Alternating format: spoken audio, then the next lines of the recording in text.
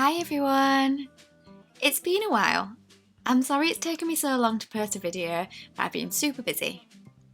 So in today's video, I'm going to be creating a miniature barn owl to go in my attic room in my Tudor doll's house.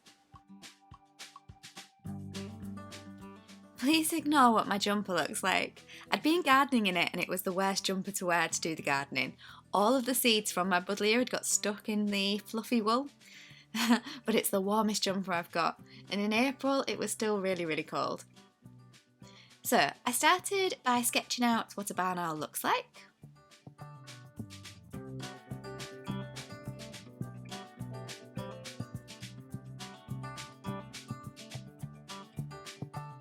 And I did this in my little sketchbook where I've got all of my initial ideas before starting on the projects for my Tudor doll's house, and it's built up a really nice record of everything that I've done so far.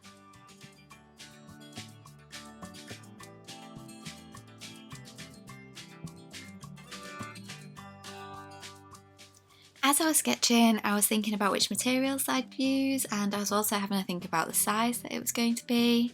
So in a second you'll notice that I work out the size of the miniature owl by dividing a real size of owl by 12.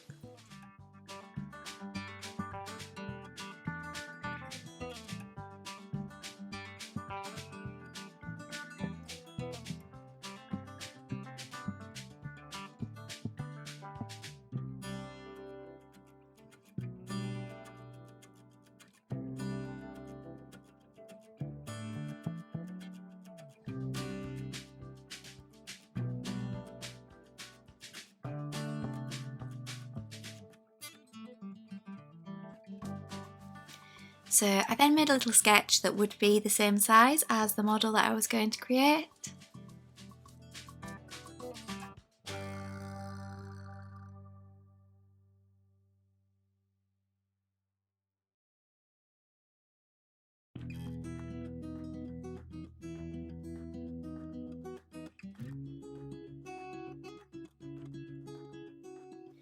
So I decided that I was going to make my miniature owl by using needle felting, which is something that I used to make my miniature stag that's on the wall of my Tudor doll's house, and I felt that it was really successful.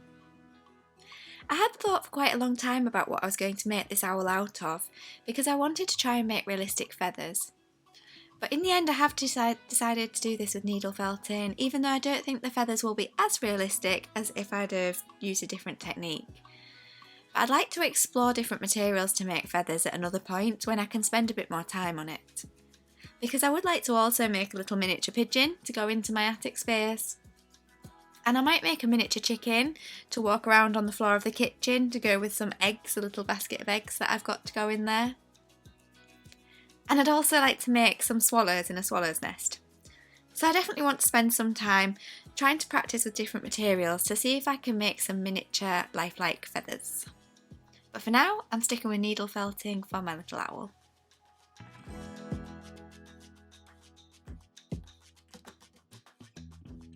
As I'm needle felting, you'll notice that I'm working on a really thick sponge, and that's to protect myself so that the needle can't go all the way through.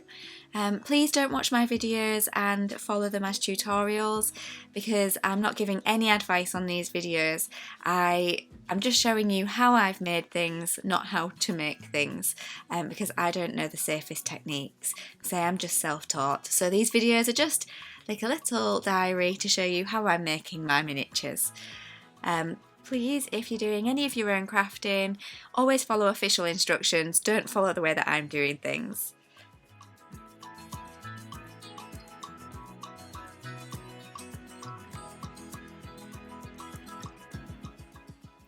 Here I'm just layering up some of the white felt and the brown felt to try and make some wings.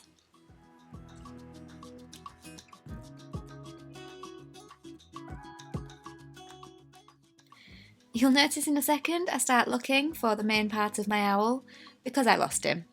I lost him so many times whilst I was making him, so on this occasion I dropped him on the floor and I found him underneath the chair.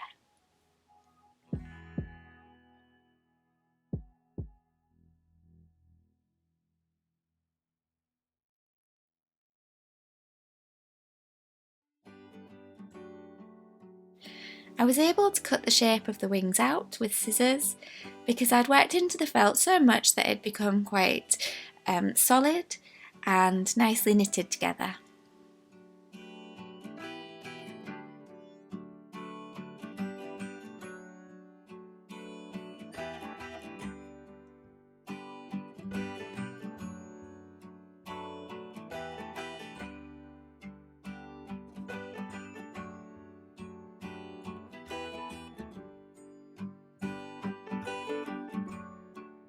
Did still need to flatten the wings down slightly to make them a little bit thinner because they were still quite thick. And before attaching the wings to the owl, I made sure that I'd cut both of them out so that they were about the same size and the same shape.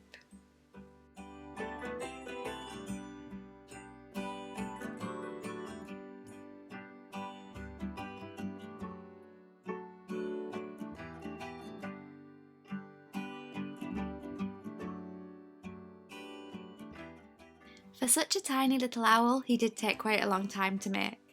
And when I say that I lost him several times during the day whilst I was making him, I actually mean I lost him several times over the week that I was making him, because I kept coming back to this project.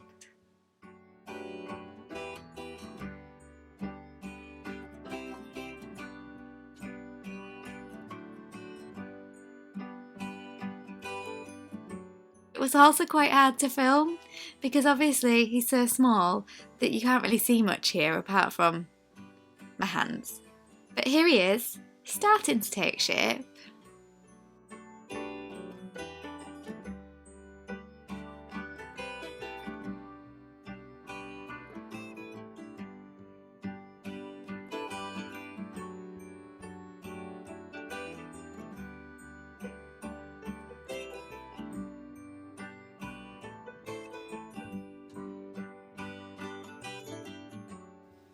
To make his little face, I decided to cut a disc shape out of card.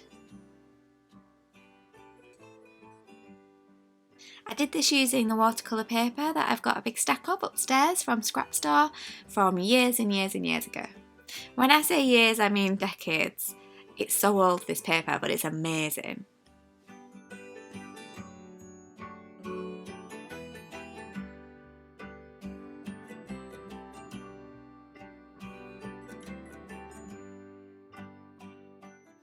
And once I'd cut the face out, I stuck it onto the felt, and then I took some extra felt and laid it over the top of the face, but rather than using the needle felting technique to attach it, I diluted a little bit of PVA glue and just sort of ran this over the felt that I was putting over the face area.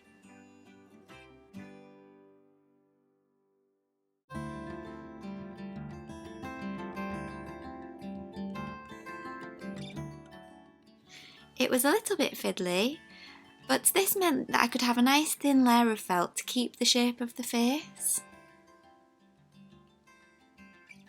So here you'll notice that the card actually wasn't stuck down to the owl first. I decided to put some of the felt over it first so that I could layer it up and around, and then I stuck it onto the owl.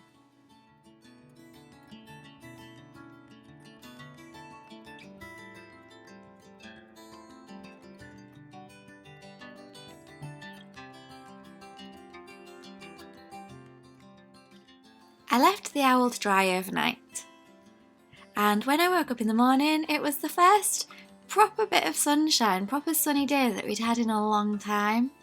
So I popped into the garden and had a look at my beautiful wisteria that was starting to flower, and had a look at some of the other flowers in the garden, and then I decided to bring my little owl outside to continue working on him.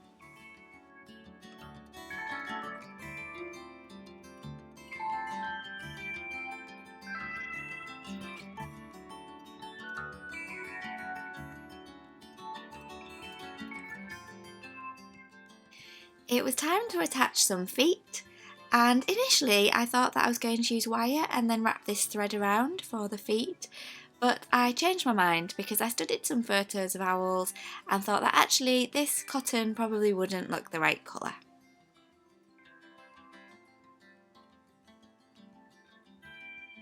So I took some wire cutters and this beading wire, and I unthreaded the bead that had got tangled around it, and then took a length of it to start making the leg and the foot.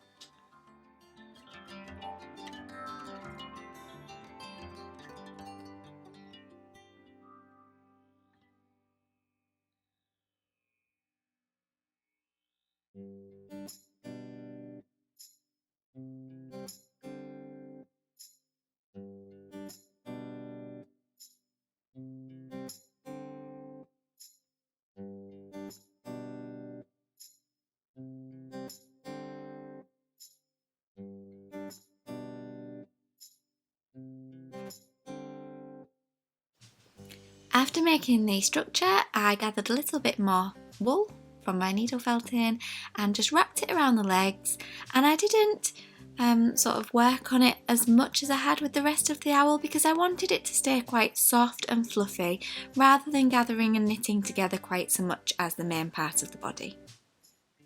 It was a little bit fiddly because it kept getting wrapped around the wrong bits of wire, so I just took my time with it.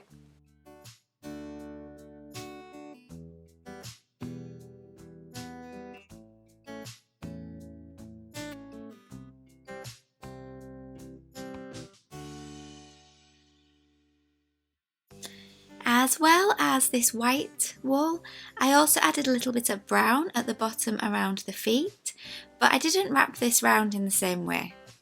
As you'll see in a second, what I did was I took it and just kind of rested it over the feet so that little sections of it caught in amongst the wool that was already there, just like this. I didn't want too much, I just wanted it to be a little hint of colour. When it came to adding a little beak and some eyes, I decided to go to my terrarium that was on my hearth because it has some tiny little bits of shell that I thought would be perfect for a beak. So I chose one that I thought was the right shape and size, and I also gathered 2 bits of this black stone to see if they would make good eyes. However, when I had a close-up look, I wasn't sure on the shape and size of the stones that I'd picked up for the eyes because they were quite irregular, so I couldn't find 2 pieces that looked the same. And although I feel like owls have large eyes, these looked too big, so I decided not to use them. Instead, I had a look in my box of jewellery items that I've been collecting to use for things just like this, and I used my wire cutters to just trim away these little jewellery findings because they had sort of a pinhead shape, and I thought that maybe I could press these down into the card and they would sit nicely as the eyes.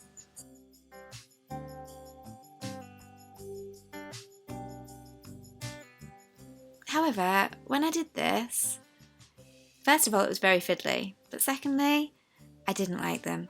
I felt like they were too flat, and whilst the first ones were quite irregular and misshapen, these ones were too perfect. So I went back to have a look at the stones, but I still wasn't happy with them either. So I had to have another rethink. And I decided to use the wire without the ends, without the flat ends, and push this in instead. So I'd put 2 little holes in with a pin, and then I just pushed these bits of wire into the holes.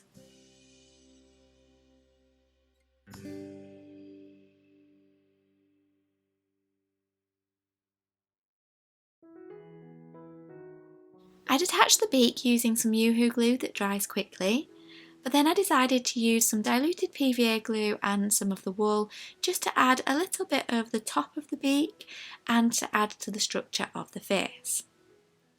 As well as this, I used some of the diluted PVA glue to try and smooth down some of the fibres from the wool because he was looking a little bit fuzzy and a little bit wiry, and I wanted him to have a softer texture. If I was to make a miniature owl again, I think I'd actually experiment with using a bit of cotton wool over the top as a kind of final layer over the top of the needle felting because I think it would be a lot softer. I didn't have any cotton wool to try this out on this occasion. Next, I decided that I wanted to add a little bit more colour around the head of the owl, so not over the face but around the top of its head. So I decided to use these watercolour inks. However, I should have tested them on a different bit of wool first, because as soon as I put a little bit of this ink onto my owl, I was really disappointed, because it was such a strong and vibrant colour, and it was kind of like an orange, but it also had a pinkish hue to it, I felt. But once I'd started, I thought, well, I can't just leave him with a little blob, so I'll keep going and hope that it dries better. I tried diluting it down with some water just to try and make sure that it wasn't quite as strong a colour, but this didn't really work. At this point I thought, oh no, I probably shouldn't have added any colour at all, because I really liked him before I started adding the colour. I thought he'd had a lot of character, but now all I could see was the orangey pinky colour all around his head. So anyway, I left him to dry, and then I thought I'll come back to it. So when he was dry, the colour was even stronger, I felt. Looking at him here now, what do you think? Can you see the pinky sort of hue? So I got some acrylic paint and thought I need to paint over the top of the colour that I've added. And when I started adding the acrylic paint, it then started really highlighting the texture that I wasn't fond of on the wool, so I diluted this down a little bit more with water as well. This was all trial and error at this point. I was trying to make a good situation out of a bad one, because I thought that I'd ruined him. I layered my paint up, and I thought I mustn't be disappointed. Actually, you know, this is all an experiment. Every single miniature that I've made, I've just done it by making it up as I go along. And if it doesn't work, then it doesn't work. It's lessons learned. However, the more I built up the paint, he started to come together, I felt, and he started to look a little bit more lifelike. I added quite a bit of water at this stage, just to try and dilute the texture of the paint really, rather than the colour, and to try and soften those fibres of the wool. I left my little owl to dry, and in the meantime I used a lollipop stick to make a little windowsill inside the loft for my owl to sit on.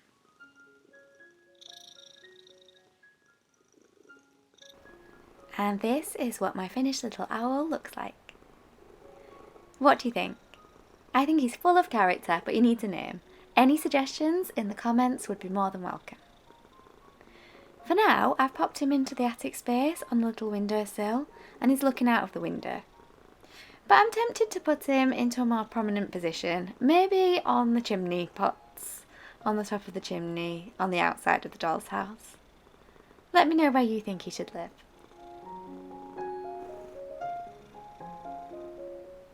You might be able to hear my cat purring, because she just arrived recently on my knee whilst I was recording this. Thank you so much for watching. I'd love to hear your comments, and if you've got any suggestions of what else I should make, they're always welcome. I'm hoping to have another video up on Wednesday, although I can't guarantee it because the videos are taking a little longer than normal to make at the moment. But I'm so grateful for everyone that keeps coming back to leave a comment and to hit like and to watch each next video. Thank you so much, and hopefully I'll see you soon.